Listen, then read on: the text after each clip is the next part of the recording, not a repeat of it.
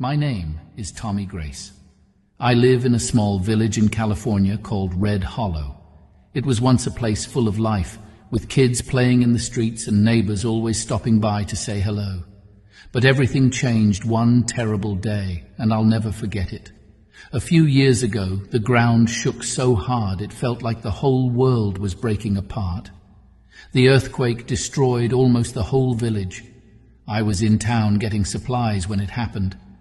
My 3 sons, Mark, Ethan, and James, were at my house with their wives and kids. They were having a big family dinner while I was gone. When the shaking stopped, I raced home, praying they were okay. But when I got there, all I saw was rubble. My home was gone, crushed to the ground. I started digging through the wreckage with my bare hands, calling their names. But I only found silence. Then I found them, my sons, their wives, and even my sweet little grandkids, lifeless under the ruins. That day, I lost everything. My family was my whole world, and now they were gone. I didn't know how to keep living. The days after the earthquake felt like a blur.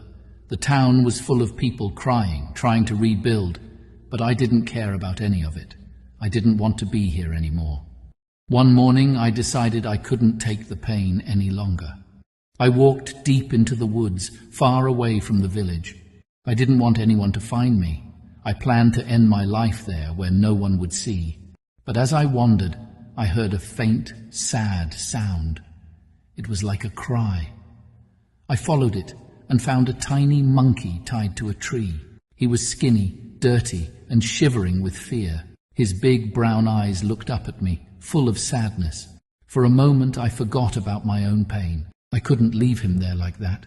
I untied him and carried him home.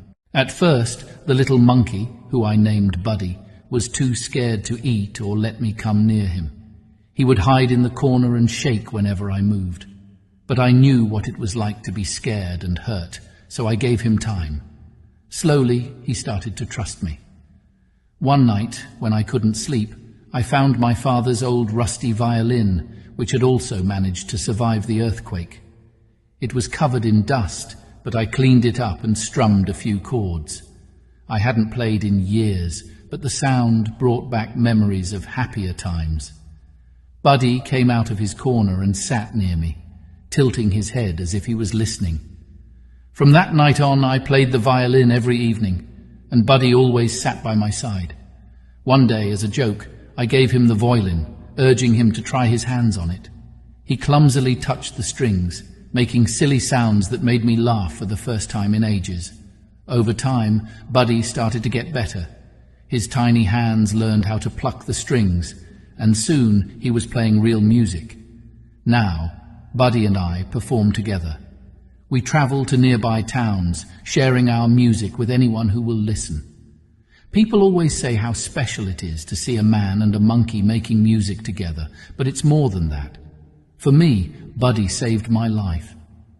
On the day I planned to leave this world, he gave me a reason to keep going. Every song we play is a reminder that even when everything feels lost, there's still a chance for hope, love, and light.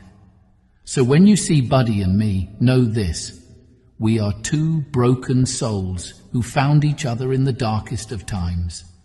And together, we chose to keep living one note at a time. To everyone out there who think they have lost everything, know that God has other better plans for you.